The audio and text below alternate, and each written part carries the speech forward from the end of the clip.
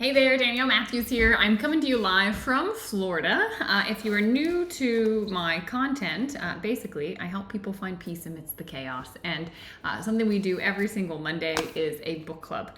We've been doing it for years, and right now we are working on Michael Singer. Wisdom Untethered is the book that we are reading, and we are on chapter 5. Now, if you have not joined us for any part of this book, it does not matter. Each of these is standalone. Each of these conversations and book clubs will take you deep into questions that you didn't even know you were formulating and wanting to ask. This book is written in a really interesting way. He basically takes topics, and it's like a question-answer format. Okay, so the topic this week in chapter 5 is samskaras, and we've reached kind of the second phase of the book. I love it. It says starting the journey. So you're right on track. If you're joining me live, let me know when you get here. If you're catching the replay, also let me know that you're doing the replay. It is always fun for me to see who's following along with us, even if you can't make it live every single Monday. So samskaras. This is an interesting topic. This is terminology that is Eastern terminology. It's like a Sanskrit word. And it's interesting because this is something I have studied for the last, 11 years. And it is so profound. The insights that he's about to share, that we're about to share in this chapter, I think are life-changing. They're truly about how to master your inner world. Now, why would you want to master your inner world? Well, you start to realize that you don't have to change everything out there. When you learn to change internal, you can be fine no matter what is going on in life. You can find peace no matter what chaotic situation is happening. You understand yourself better, and thus actually start to understand other people better, and life becomes a lot more in flow. Okay, this is helpful for your relationships, maybe you're a parent or a grandparent, with your partner, with siblings. This is also helpful for work, your work life. So if you are someone that is leading a team or is in some sort of leadership role professionally, this is really important, because if you understand the inner workings, all of a sudden you're going to be able to do so much more. All right, so let's dive into it. He says the real problem in life is not what is outside of you, but what is inside of you. That's what I was just talking about, right? The things that we need to realize is that when we have problems, when we say there are issues, it's not an external thing, it's an internal thing. This is about radical self-responsibility. He says, that stuff has been stuck in there for a very long time. These stored inner impressions are called samskaras.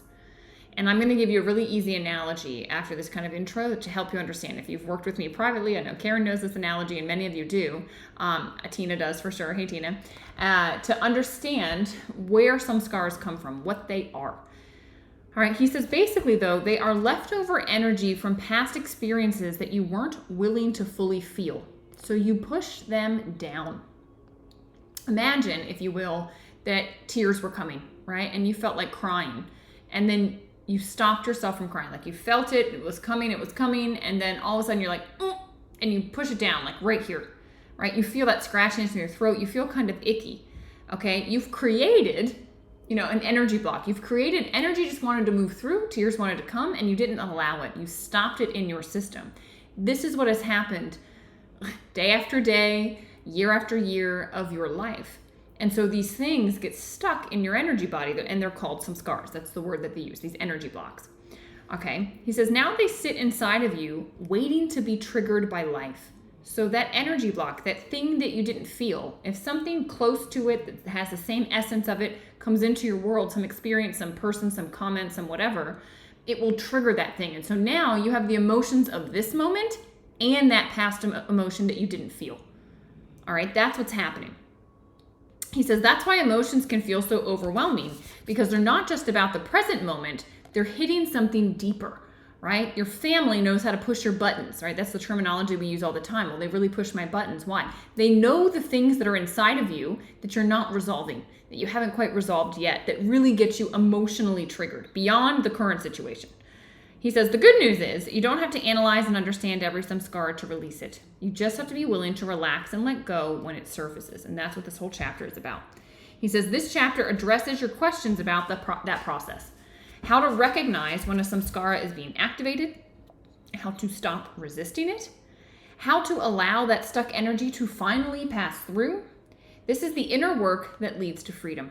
Not by avoiding what's inside of you, but by finally letting it go. So let me explain to you, this is how it was explained to me in the lineage that I study, and what I do one-on-one with a lot of people is working with samskaras and how to release them. So understand it like a tube. Your life, you're the tube. Experiences are coming through. Emotions are coming through. Situations are coming through, right? And in your life, sometimes things come through that are intense. Let's say the death of a loved one, right? It's intense. And so your system, kind of out of necessity, because you have to keep functioning in life, kind of puts the grief, puts that intensity of that loss, it kind of throws up a block. And it says, whoa, whoa, whoa, if I feel that right now, it's going to take me out. I need to kind of continue functioning in my day-to-day. I got to drive home. I got to do whatever. And so there's a block there. Well, this energy, all it wanted to do of grief, it just wanted to move through. But now it's hitting up against a block. And what do we know about energy? It's not created or destroyed. And so because it's hitting up against this, it's starting to circulate in. And now all of a sudden it's circulating in on itself, and it creates an energy knot. Okay? These are the past residues, these emotional things from our past, these samskaras, they end up in our system. And now, if something else happens, let's say somebody else passes away, a decade or more later, now you're like doubly upset because it's stimulating the emotion that was never released previously and this new situation. And so now it's like doubly explosive. All right. So what actually needed to happen was you need to let go of the resistance. You need to allow for that energy to move through. That's it. And that's what this is talking about. It's talking about, okay, how do I know when I'm bumping up against a samskara, and how do I know when to release it? I'm telling you guys, this is the secret to life. If you can figure this out, your leadership will change, your relationship with every single person in your life will change, professionally, personally, and internally. Because you start to realize why you're being the way you are and how to free yourself from that and not have buttons for anybody to push anymore, right? You don't need to control the people to not push them. You need to get rid of the button is how I would look at it. Hey, Charlotte, good to see you. Hey, Lou. All right, so the first question, what does a blockage feel like, and how do I know when I've successfully let go? So what does it feel like to have a samskara triggered, and how do I know if I let go? How do I know if I'm truly releasing the energy or I'm just suppressing it, right? People will say, well, how do I know that I'm not just pushing it back down? How do I know I'm not just like stopping the tears? Again, is there a specific sensation that indicates a successful release of a samskara? All right, let's dive into this. He says, when things unfold in your life that hit your blockages, it is usually quite clear. Okay, just put a 1 in the chat if you're like, I already know what this is. I know that last night when I got ticked off because the laundry wasn't folded, it was not because of the laundry. It was because of this, like, people never listen to me. I'm never heard. I'm always ignored, whatever it is, right? Tina's like, yes, I'm with you. Okay. So yeah, a lot of us have experienced these samskaras, and you just didn't have the terminology for it. That's why I said this, what you're learning about today, you didn't even know it was a question that you needed to ask about how to release these things, but they happen. All right, he says, for example, if the outer event is hitting something you have stored as a negative, you may feel disturbed emotional reactions such as fear, anger, or defensiveness. All right, you might have somebody, so for example, like in a work environment, you have somebody that's just like very direct. They're just super direct in their feedback. And they say, well, you should have done this and you should have done that and stop doing this.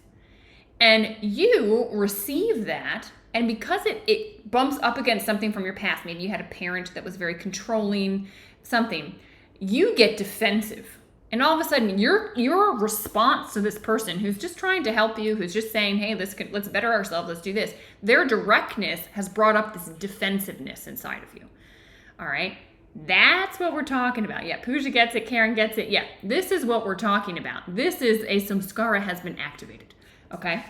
He says, you may also experience tightening in your belly or chest. So it's not just this defensive emotional response. Literally, your physical body will tell you you're uncomfortable. It feels like you got hurt. It feels like in their directness, they were punching you, and you have tension in your chest. You get anxiety. Your heart starts going, right? These are all examples of, this has nothing to do with the comment that the person just made, even though it feels like it. Do you understand how this can be very tricky? Because it feels like, well, it's the person's fault. They shouldn't have said things like that. They should have, sugarcoated it a little bit more. They should have been able to give constructive criticism that didn't hurt when I received it. It's like, no. It hurt because of something inside of you. You don't need to change them, you need to change you. This is where society will tell you, oh, the other person needs to change, you need to have clear boundaries. No. No, no, no. If you want to be freed up, you need to free yourself from whatever is getting upset by what the person is saying or doing. That is the key. That is the key. He says, so you might experience the tightening of the belly and the chest. There is a sensation of tightness and resistance. You may even feel a sensation of heat, right? Your face might get red. You might literally get hot, sweaty. The mind gets very active trying to do something about the difficult energy that's coming up. And so now your mind is racing. Now your mind is like, oh my God, this person, I need to go tell the boss that they said this and da-da-da-da. And you take it home with you and you tell your partner all about it. And you bring this intense, anxious energy into all of the interactions that follow after this, right? And you still, in your mind, the mind is blaming out there. It's saying, I'm uncomfortable in here because of something out there. And the reality is, no, you're uncomfortable in here because of something in here that got kicked up, right? It hit up against that energy block in your tube. Oh, did I just lose myself? Uh-oh, where am I? Oh, I was flipping the page. Okay. So, he says, the mind comes up with ideas for what to say or what to do to try to fix the situation so that you don't have to experience a disturbance. Your mind is immediately going to start problem solving. Well, I need to tell this person, or I need to get put into another position so I don't have to deal with this person, or whatever. The mind starts having all of these scenarios. Is this sounding familiar? That your mind just plays out all these scenarios. You should say this exact thing. You should do this. You should do that, right? It's playing all this drama up here. These are some of the inner reactions to your stuff getting hit. This is what we're talking about, okay? And this is what we want to free you from. This is what it's all about. He says, more importantly, what does it feel like to release a samskara? So now we know this is what it feels like for one to get hit up and triggered. Get Pooja's like, yeah, recognize it. Okay, so now the question is, how do I get rid of this thing? This blockage that's in my tube that's causing me to go off the rails when somebody does something that is really not that big of a deal. How do I deal with getting rid of that? How do I release that thing? The very second you notice that your stuff is being hit, you relax very deeply. Relax your shoulders, your chest, your belly, your breath, and any other areas of your body that are tight. It's important to know that this may not actually cause the emotions and sensations to subside, but it gives you room to simply be aware of them rather than getting involved. So the idea is this thing never got to finish flowing through. And so what we need to do when it gets disturbed is not push it back down, not resist it. It's to step back and make space for it. Now people get confused because they think, oh, well, if I step back and make space, it's going to go away. Well, no, it's going to have to kind of unwind. And in that unwinding and in that flowing through, that sensation is going to be there. The emotions are going to be there. The grief, the anger, the judgment, the disdain, the fear, the worry, the whatever is going to be there. You are not going to be involved in it. You are going to be able to disidentify and watch it. You're not dissociating. You are present with the discomfort. You sit with it while it burns. In my mastery community, we've been talking about tapas. We've been talking about sitting with things in the discomfort so that they can flow out. That is how you actually do inner work. It's not for the faint of heart, okay? He says you relax in the midst of the emotional reactions happening in the heart and the noise of the disturbed mind, even if your heart and mind continue reacting.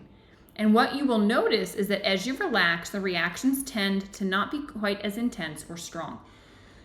What you resist persists. And so if you resist the reaction that you're having, you're going to just push it back down and suppress it back down. It will continue to be there. Okay, you cannot sweep this stuff under the rug. The rug is full. The closet is full. Okay? You can't put it in the closet. You have to allow it to move through, to complete gestalt, right? To finish its motion through. That's what you need to allow. And how do you do that? You relax with it. You go, oh my God, I feel like screaming. And you allow the anger to just be there while not like reacting, right? If you're unconscious, you're getting angry. You're doing the anger. If you're responding, you're seeing the anger and choosing to be at peace, not be angry. Does this make sense? You have to feel it. It has to be there, but it doesn't mean you have to embrace it, right? It's like the sky is constantly just a backdrop for thunderstorms, for whatever to move through. Like yesterday we had pouring rain, intense thunder, it was shaking the house, right? The sky though, just peacefully behind the whole thing. And eventually that thunder went and the sky was just peacefully there. That's what we're talking about. You got to find that space inside of you, and it exists. I promise. Okay? He says the physical sensation that occurs when you relax and release may be different depending on how strong the blockage is. If there's a major experience of tightening, then the release might only feel like a slight softening around the edges of the tightness. It's very much like relaxing in the midst of stretching your body in a yoga asana, right? There's a point when you move your body, or like when you try to touch your toes, there's a point where your body has some resistance. It's like, whoa, that's about as far as I can go. But if you're calm and you breathe and you relax with that, haven't you noticed that all of a sudden you can stretch a little further? The body lets go a little bit. It's the same thing. He says there's a point where the body starts to resist the stretch and you feel the tightening. But as you relax and release around the edges of the resistance, there is a sense of opening and the muscles begin to give a little. The same is true with these energy blockages. You have to relax with them and they will start to give.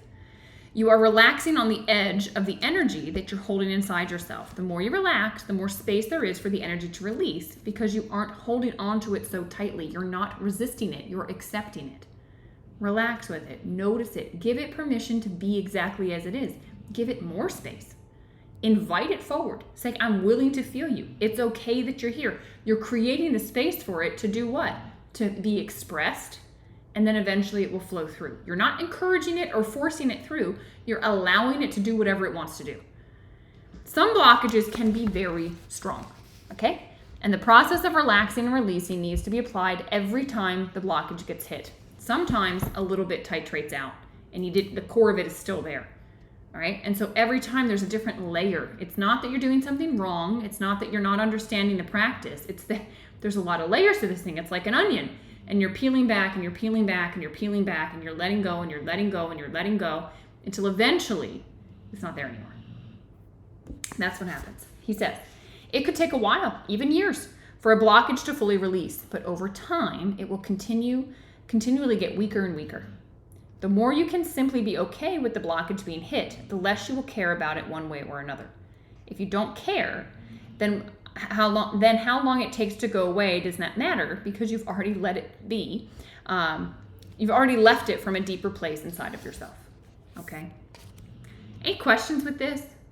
It's a very different concept. It's something that I've only heard it taught in these more Eastern philosophies, but it is so smart. It actually teaches us how to understand our emotional dysregulation, why we respond the way we respond, what it's all based in. Super, super helpful to better understand yourself and to understand other people and to realize when somebody is reacting at you, it has nothing to do with you. It has to do with them. You're just the character in the movie that's triggering this thing inside of them. And so you stop getting offended and taking things so personally, which is very liberating and great for leadership. Yes, Charlotte, it is hard. It's not easy. It's simple, right? It's a simple concept, incredibly simple, right? It's not like a complicated thing. I think we all get it. Okay, relax around it like I do with a stretch. But yes, no one likes to feel discomfort. And so it's hard because you have to allow the discomfort to be there. It does burn a little bit. But I promise the other side of it, you're free. You're not triggered. You don't have to not bring up some word or situation or person or think of the past. You're fine. Yes, Tina says it's very liberating. It is. And you will physically feel lighter because you're holding this energy. There is a density to it. And if you start to let go of it, you feel lighter and your life force is no longer clogged in these blockages. When they say, right, 80% of disease comes from stress, this is what we're talking about. Your life force energy that's supposed to be healing the body is getting stuck holding these blocked things that you don't want to feel back. It takes a lot of energy to hold this stuff back. And it's bursting to come out. It wants to come out. And if you're not letting it come out, it's eventually going to push its way through your system. This is where the body will physically break. You will get sick because you haven't dealt with this. Karen says it does work. Yeah, it does work. It is amazing how it works. It's beautiful how it works. And if you need tools, I mean, Mickey gives some interesting tools, but this is the work that I do in helping people. This is what, guided meditation, yoga therapy goes in and helps someone learn how to release these blockages, how to be with it. There's very simple techniques. All right, question 2. How can I stop storing new samskaras when daily life constantly triggers emotional reactions? So it's like, okay, now that I know, I didn't know before, I was ignorant before, now I know, I don't want to make new ones, right? How do I avoid making new ones? That's a good question. He says, when daily life triggers emotional reactions, the first thing to understand is that you never start by forcing yourself to be someone you're not. Guys, knowing this doesn't mean the samskaras are out of your system. It means you're in the first step, right? Once you have the knowledge, now you can address it. But until you know it, you can't address it. And once you're in the process of addressing it, you're going to see them. And you're going to be like, something's wrong with me. Nothing's wrong. You're just now seeing these things that have always been living there. Okay? He says, the moment you think, I should be witnessing, I should be leaning back, I should be relaxed, you're already making it about an expectation. Drop expectation. It's about self-discovery, self-study, not self-judgment, not being self-critical. It's about being gentle, observing yourself, and understanding yourself. All right? Once you can understand yourself, then you can navigate yourself. But first, you got to understand. Don't have some image about how things are supposed to be or should be or ought to be. That's not helpful. What is helpful is honestly recognizing that you're experiencing and simply relaxing in its presence. No judgment, just immediate relaxation. There's already a huge step in your growth. That's the doorway to witness consciousness. You have to recognize, no, there's a problem, right? I have recognized, wow, I am creating stress in my system. There is stress built up in my system. I don't want to live that way. That's what I personally have recognized. And so what do? I do things. I do guided meditation. I do yoga therapy. I teach these things. I read books about this. I sit and I learn from people that have mastered this, and I learn how they are, and I'm in their energy space, and I watch them. So my body can see what's possible. My mind can see what's possible. My body can feel what's possible, right? That's the path I'm on. It doesn't mean my samskaras are gone. I get triggered, right? But I see them, and I relax with them, and I get excited about them. Because the trigger is the teacher. The trigger is the doorway. The thing that is suffering, that feels so terrible, is actually the doorway to your freedom and liberation. Because you go, oh, that's the thing that's keeping me stuck. That's the thing that's keeping my energy low. Let's go there. Let's explore that. Let's let go of that. Right? That's my journey. Okay. Now, can you feel the tendency to get pulled in? For sure. These reactions have a lot of energy packed with them. Okay? He says it's not just an idea, it's an actual force that pulls your consciousness down into it. Put a 5 in the chat. High five me if you have found yourself reacting, getting angry, saying things you didn't mean, and you're like, you catch yourself and you're like, why am I doing this? Right? And you realize, like, this is ridiculous. It's not solving anything. It's making it worse. Why did I just do that? Right? Because it literally, there is an energy there. That pent up energy is in your system, and it is very easy to get pulled into it, right? We want it to flow, but we don't want you to get pulled into it. We want you to watch it flow. Yeah, Tina's with me. That's some honesty, right? It's like, yeah, it's big. Karen's like, yes. Pooja, yes. Luya, okay, we're there. We get it. All right, instead of fighting it or suppressing it, just notice it. What he's inviting you to do is just to notice it, just to see it. Notice how it comes up and tries to take you with it. It is like a wave, and you get pulled into this wave. He says, that's enough for right now. Just seeing it is a great first step. Recognizing its pull without immediately reacting to it. Going, wow, I'm getting pissed off, I'm getting angry, I'm literally physically shaking, right? This happens. You turn red, you get shaky, you get the butterflies in your stomach or your chest. He says, this is the beginning of real inner work. You don't have to push it away. You don't have to go down into it. Just sit in the middle. Breathe. Stay as centered as you can. If you fall, that's fine. Don't judge yourself. You're going to add to the energy blocks.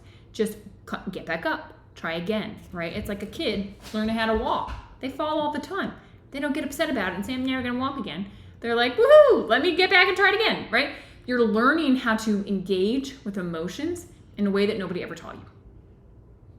To engage with yourself, your inner dynamics, the inner engineering of your own body-mind complex, it was not taught to you. Now it's being taught, now you're aware, now you're ready. And so now it's like, okay, let me notice what's going on inside of my system.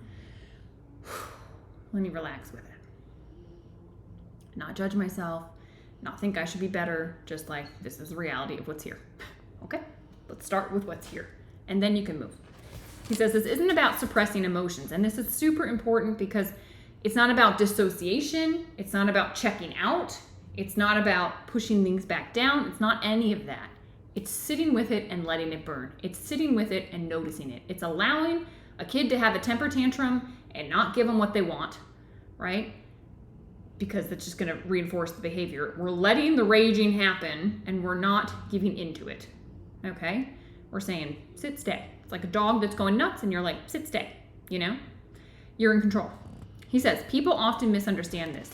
If an emotion is there, of course you feel it, that's reality. The question is, are you being pulled down into it or is it coming up to you? This is the difference. A lot of us go down into our reactions and boom, all of a sudden we're screaming and yelling and doing whatever we're doing. We're crying or whatever it is. What he's saying is you can hold the space of witness. The reaction will come up to you. You will see it. You're not getting pulled down into it. It is revealing itself. The space has been made. It's like you've invited it into the room and you're like, jealousy is here, right? Jealousy is now in the room with me. Not, I'm being jealous and like that's how you're being. It's just you're in this space of witness and you see jealousy come in and jealousy is welcome in. You're like, jealousy's in the room. Let's be curious about jealousy. Let's see jealousy. Let's let jealousy be who it is. And eventually jealousy is going to leave the room. All right. He says, that's the difference. If you let it come up to you, it's still being expressed, but you're not losing yourself in it. You realize I'm the room. This thing has moved into it. This thing is going to move out of it. It might take over the room for a minute, but you're not getting drawn into it. You're not getting lost in it. You're not feeding it more energy. You're simply letting it arise and release without resistance. You're not even encouraging it to leave. You're not saying, jealousy, get out of here. You're not doing that. You're just like, jealousy's here. Okay, jealousy's here. I'm jealous right now. Interesting. Right? Like childlike curiosity. Why am I jealous? You know, like that kind of attitude. There's a very high state. Okay, he says that's a very high state, but you don't get there by force. You get there by letting go. Accepting, letting go, same thing. Accept that it's here. Jealousy is here. Let go and allow it to be here. This, like, it'd be silly to resist it because it's already entered the room, right? This requires the realization that that for something to pull on you, you have to be holding on to it. The moment you stop holding on to it, it starts to release on its own. The moment you stop resisting jealousy and you give it space, you've cut the cord. You've detached yourself from it. It's just there now, and it's not attached to you. And so it's going to run its course and leave. If you're attached, resisting whatever, it's going to stay connected. Does that make sense? And I don't know about you. I'd like to be free from these things. That's me personally. He says, start with the simple stuff. When you feel the pull, don't try to win some big battle. Just see if you can stay present for a few minutes without getting lost in it. You feel the rage coming. Just see if you can see that you're angry before you get angry, right? See that you're sad before you allow sadness to just like take over everything. You can be sad, you can let tears come, but it's just, it's like getting lost in, the emotion for 2 hours versus, wow, tears are here and they go. If you allow them, a lot of times it's whoop, whoop. It's like the wave crests and it's over. That's it. He says, if you can do 2 minutes, then you can do 3 minutes. And over time, something amazing happens. You stop getting caught, and those samskaras begin to loosen their grip. But don't force it. Let it happen naturally. Just keep relaxing and releasing, and you'll be amazed by the inner changes. All right? So good. I feel like this is well named. He's such a good writer. Starting the journey. This is the start to the journey of knowing the inner dimension of life. And when you master your inner world, guys, I'm telling you, you will start to become so much more emotionally intelligent to engage with others. You're going to understand them deeper than they understand themselves because you understand yourself. You're suffering from the same samskaras that they're suffering from. You see it in you, and therefore you start to see it in other people. Okay, and you don't need the other people to change. You need to change. You're the one that needs to hear this. They don't need to hear it. You do. Okay? So, we got through 2 questions today. I told you, we're going to be reading this book for just like the rest of our life. It's so good. So we'll see what we get to next week. I would read and reread this chapter and chew on it. And if there are any questions, put it in our Telegram chat.